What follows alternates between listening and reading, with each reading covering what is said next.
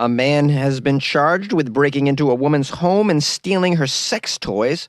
An elderly couple used military Morse code training to escape an assisted living facility, and trillions of cicadas are about to emerge after 17 years underground. These are the weird stories from Monday on Weird AF News, the only daily weird news podcast hosted by a comedian. This means not only is it informative, but sometimes it produces a chuckle. A man has been charged with breaking into a lady's house and stealing all her sex toys. How many sex toys does she have? According to the media, Michael Holden, he's the man who stole the stuff. 37 years old. He's accused of breaking into the home of a 35-year-old woman who is unnamed. This occurred in Pennsylvania. According to the police, the woman fell asleep on her couch when Holden entered her house. He stole a bunch of crap while she's sleeping on her couch. She's only 35 years old. How did she sleep through all of this? I mean, if you said she was 70 years old and she slept through a robbery, I'd be like, yeah, okay, she slept through a robbery. She took a nap during the day, like a 75-year-old person would do. Michael stole $700 in cash and some bank cards, and he stole, it says here, her sex dolls, priced at $160. Sex dolls? I don't think I've heard a story of a woman having sex dolls. I mean, are there male sex dolls? I mean, I'm not assuming she has a male sex doll. I mean, she could have had a lady sex doll. But I'm just curious, are there male sex dolls? Let me look this up. Oh, indeed, there are male sex dolls. I'm on a website, realdoll.com. They have a male section, and it is, it's frightening. I mean, these things are scary, scary as hell. I don't know how you get aroused by any of these beings. I'll call them beings, these entities. Sex entities. I've seen the female sex dolls. They're not much better. I mean, we have a long way to go in the sex doll and sex robot department. Right now, they look like scary things. They don't inspire, lovemaking when I look at them. But then again, yeah, people are whatever. They're into whatever. Okay, so there are males. She could have had male or female sex dolls. It does not indicate. Either way, this guy, Holden, didn't give a damn. He's like, I want a sex doll. I don't care what you have. I'm into it. Maybe he was over her house and he saw it. And he's like, oh, who's that in the corner? Is that your boyfriend? Or is that your girlfriend? Staring at me without blinking.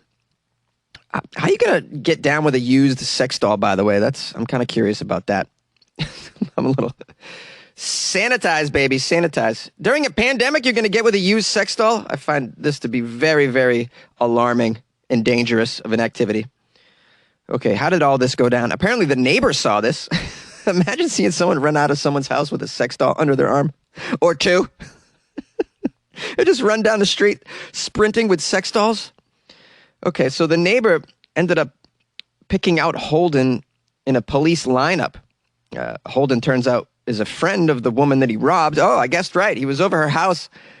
He saw, oh, Kathy, who's your friend over there? Okay, so it says here, when the woman confronted Holden with her partner, he confessed to being inside her home and seeing the money on the floor.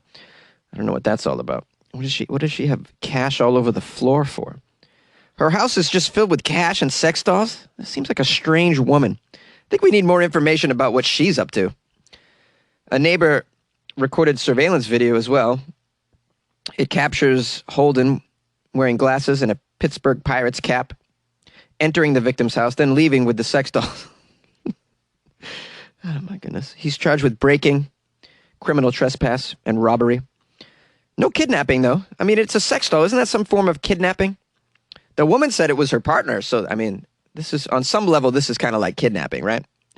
This is not the first time a robbery has targeted sex toys, by the way. They want you to know that the Melbourne police have issued an appeal to locate two robbers suspected of breaking into a sex shop and stealing about $15,000 worth of goods.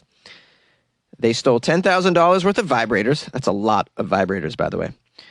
And a $5,000 life-size sex doll called Kitty. Kitty stands 168 centimeters, is available in various heights, bust sizes, waist sizes, hip and weight sizes. She can also adjust her eye color, hair color, skin tone, and her nail polish. Adult sex doll robberies, according to the media, are frequent these days as demand for sex dolls like Kitty has skyrocketed during this pandemic. Yes, in fact, I did a story about how sex dolls and sex robots sales have skyrocketed during the pandemic because people are lonely. They're buying puppies and they're buying sex dolls named Kitty.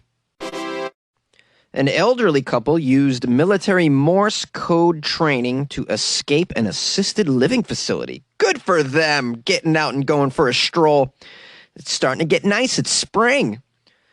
It says here they listened and they listened until the beep, beep, beep, beep, boop, boop, beep, beep, beep finally made sense to them. And then it was time to escape the elderly home. Yay! A husband and wife briefly escaped from a secure memory unit at an assisted living facility in Lebanon, Tennessee, by using military experience with Morse code in order to decipher and memorize the code to an electronic security door lock, according to the Tennessee Department of Health. The couple have dementia and Alzheimer's disease, and their names have not been released. They have dementia and Alzheimer's and yet could decipher Morse code from World War II. How? This makes no sense. Oh, the brain is so strange. Like, they can't remember their grandkids' names, but they remember Morse code from the Vietnam War. It says here they went missing from Elmcroft Assisted Living, and only for a half an hour. Oh, a stranger found them walking down the road 2 blocks from the facility. All that work, and all they got was 2 blocks. They found them sitting on a curb eating Twizzlers outside a 7-Eleven. Oh, man. I love this story, though. It reminds me of, you ever seen that movie, The 100-Year-Old Man Who Climbed Out the Window and Disappeared? Super amazing, feel-good movie about a guy who escaped his assisted living home on the day of his 100th birthday, and then he went on this great adventure. It's such a wonderful movie. A lot of laughs. It's very heartfelt. I can't recommend this movie more. It says here, once back at the Elmcroft Assisted Living home, the staff, of course, were curious about how did the couple escape from this facility's memory unit, which is secured by a locked door with an electronic keypad. Well, when asked, the old man said that he previously worked with Morse code in the military, and he was able to use this experience to learn the door code by listening as staff punched numbers into the keypad. This is brilliant, by the way. Brilliant. Well, you got nothing else to do all day. Figure out a way out. Don't they take them out, though? It says, as a result of the escape, Elmcroft was fined $2,000 by the state. The assisted living facility told state regulators it will try their best to prevent similar incidents by checking on residents more frequently, and scheduling the man who escaped for a walking time outside the facility with a staff member present. Did you never take out the guy for a walk? That didn't come out right. Did you never take the guy out for a walk? What about his partner? You just kept him inside all day? This is no way to live. Got to get him outside. Got to get him moving around in the sunshine. Come on now. Take him to a Chili's and get him margaritas or a blue Hawaiian, something good. Get him happy. I mean, this is just no way to live in one of these assisted living homes. I don't know. If someone ever puts me there, I'm gonna figure out a way to get outside and jump into a volcano and end it because I can't do that. I just can't. And I don't know how if I could put somebody in one of those homes as well. I just don't know if I could do that. It just seems very cruel. Now, I know these people are a special case because they have Alzheimer's and dementia, but really, do they? I think the fact that they were able to put their heads together and figure out Morse code that was, information that was bouncing around in their skull for the last 70 years and actually put it to use, I think this is a sign that they're doing all right. I mean, do they really have the kind of brain, debilitation that you thought? It sounds like they're pretty crafty to me. Maybe take them out, play some Scrabble in the sunshine, give them a margarita. You like podcasts? You're listening to my podcast. Maybe you thought to yourself, I'd like to make a podcast. Too difficult. No, not with Anchor. Anchor has free creation tools that allow you to record and edit your podcast from your phone or your computer. Anchor distributes your podcast to Apple, Spotify, Stitcher, and more. They have advertising integration, so you can even make a little money off your podcast.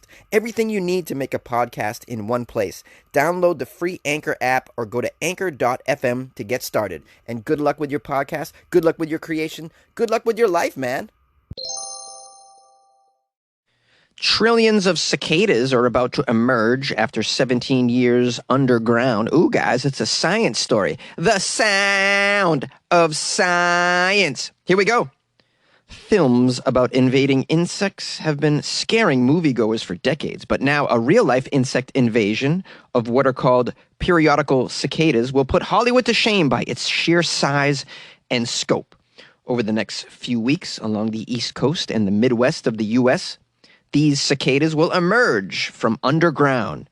They will shed their skins and partake in a month-long mating ritual, making quite a scene, climbing trees, singing mating songs as loud as 100 decibels, the same intensity as a jackhammer, in case you're wondering how loud that is. Here's a quote from a doctor, an entomologist. It's a pretty big event. I mean, we're talking about trillions of cicadas that are going to be emerging. They're going to be singing, calling. They're going to be finding mates in your backyard. It's going to be quite a sight for you to see. There are over a dozen known broods of cicadas in the United States, categorized by when they emerge together from the ground. Brood X is considered one of the largest and makes its appearance like clockwork every 17 years on the dot. I think it's not that the cicadas know anything per se. I think part of it is just very hardwired. So there's a series of biochemical cascades, hormones that rise and fall, that set off a trigger. And if you have a certain hormone level and the temperature of the soil is about 64 degrees, well, it's time for those cicadas to go. Once the cicadas do emerge, time is not on their side. They're on a short clock. 3 to 4 weeks is what they have to find a mate and lay their eggs before they die. If you spend your entire juvenile stage, that's 17 years underground, and then you got 3 or 4 weeks to do all that, well, that's pretty intense. What's very exciting for cicadas may be frightening for some of the humans, but don't worry, they don't bite, they don't sting. They're pretty scary looking, but they're harmless. They actually pose no harm to humans. I'm here to tell you, they don't really even pose that much harm to your garden either. Their goal really is to find each other, to mate with another cicada, and then to make the next generations of cicadas possible. Now, even though they don't pose a threat to us, humans do pose a threat to the cicadas. Urban sprawl and overdevelopment have destroyed whole cicada populations. And because of the warming climate overall, periodical cicadas are emerging anywhere from a week to a month earlier than they did just decades ago. The doctor here says it might even shorten the amount of years they even stay underground altogether.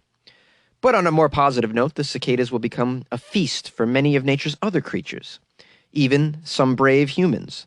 They're actually, for all of us, they're a great source of protein, I'm excited myself to eat some cicadas. I think this is a beautiful bounty, a cornucopia, a food source for us all.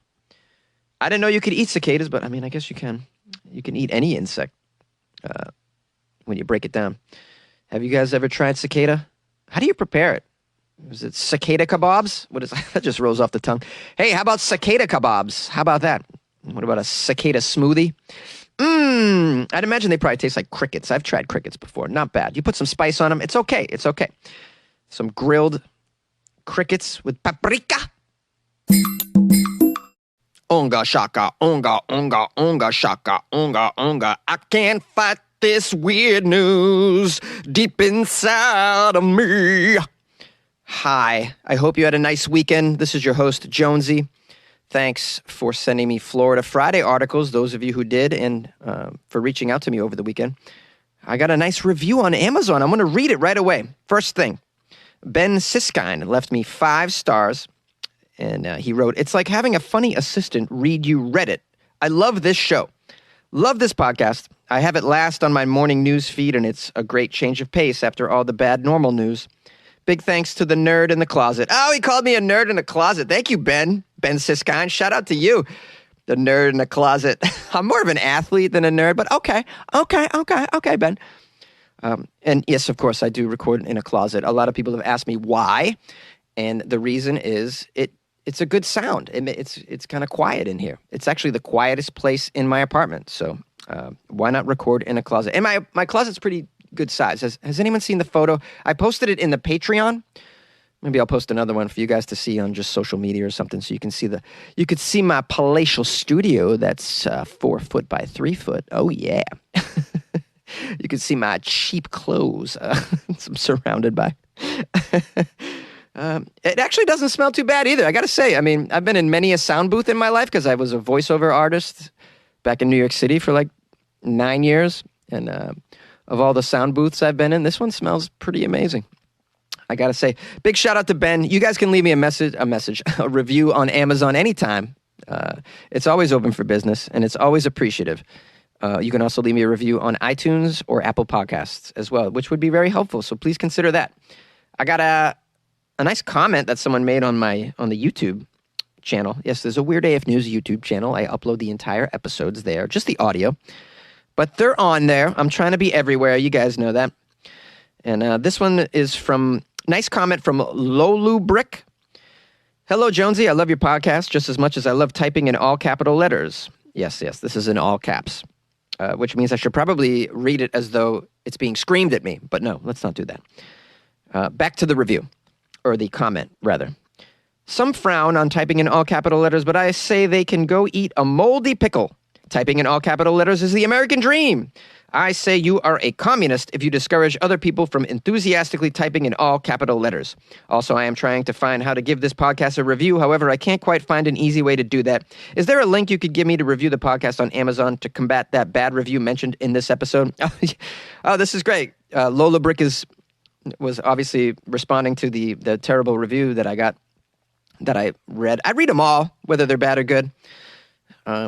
Well, Lola Brick, you can just go to Amazon and you can do a search for Anchor Weird News, or just Weird AF News Podcast, and I think it'll come up. And of course, you can. Maybe I should put a link somewhere to that. I thought I did. Maybe there's a link somewhere. I don't know. I'll figure it out. But just doing a search should be okay. Why don't I'll post a link somewhere on the Twitter or my Facebook page, and you guys can get on there and do that. How about that? I'll post a link in the Facebook for myself and the Facebook for Weird AF News, and I'll tweet it as well. That way you guys can find it. And then there'll be no questions.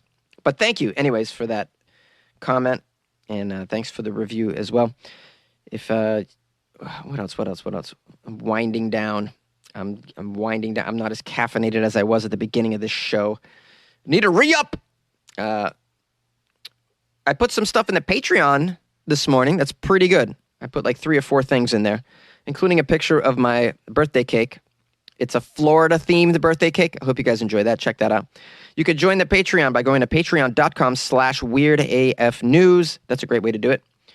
And lastly, thank you. Thank you for listening. I appreciate your loyal listenership and your support overall. I really do. And we'll see you tomorrow.